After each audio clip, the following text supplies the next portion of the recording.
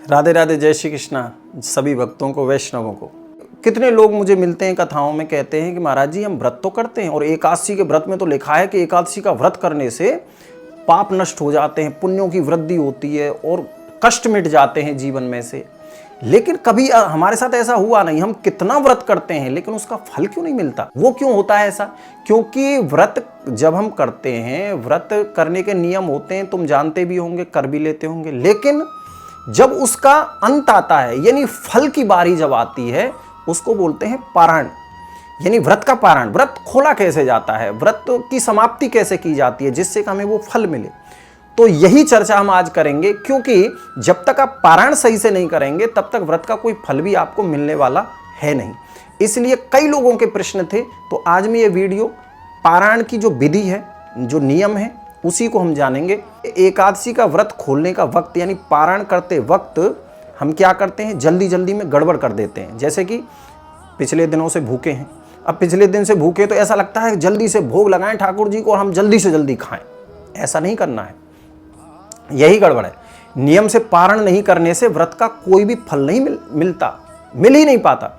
जिस वक्त हम व्रत खोलने जा रहे हैं, तो जब स्नान विस्नान करके अपना पवित्र शुद्ध होके, उसके बाद भगवान को स्नान वगैरह करा के, उनकी पूजा वगैरह करके उसके बाद उनको भोग लगाएं और भोग में तुलसी दल अवश्य डालें। अगर तुलसी दल नहीं है आपके भोजन में तो भगवान भोग को स्वीकार नहीं करते।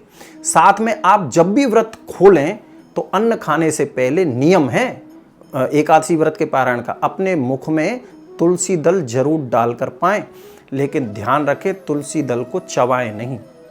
ये शास्त्र का भी नियम है और ये साइंटिफिक भी इसका एक रीजन है कि तुलसी में पारा पाया जाता है, एक मरकरी, एक धातु कह लो। जब हम इसको चबाते हैं तो हमारे दांतों पे एक परत जम जाती है पीली, तो दांत भी खराब हो जाते हैं इससे। इसलिए तुलसी को कभी, शास्त्रों के अनुसार भी धार्मिक मान्यता है, उसको कभी चबाएं नहीं। तो फिर क्या करें, बोले सटक जाएं, अंदर सटक जाएं दवाई की तरह। तो और जब पारायण करें तो ऐसी भी धार्मिक मान्यता है कि आंवले के पेड़ पर भगवान विष्णु का वास बताया है। इसलिए व्रत पारायण करने के दौरान 1 या 2 जितना आपसे हो सके आंवला जरूर खाना चाहिए। इससे अखंड सौभाग्य, आरोग्य और संतान सुख की व्यक्ति को प्राप्ति होती है। और ध्यान रहे, व्रत पारायण सूर्योदय के पश्चात ही करें। सूर्य निकलने से पहले पारायण की कोई विधि नहीं है, कोई नियम नहीं है। एकादशी के व्रत में चावल खाने पर रोक होती है।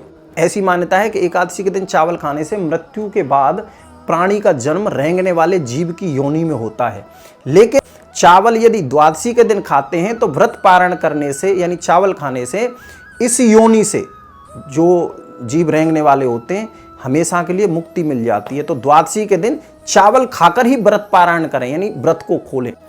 एक नियम ये भी है कि आप जो पारायण के लिए भोजन पकाते हो उसमें थोड़ा सा गाय के घी का प्रयोग जरूर करना चाहिए।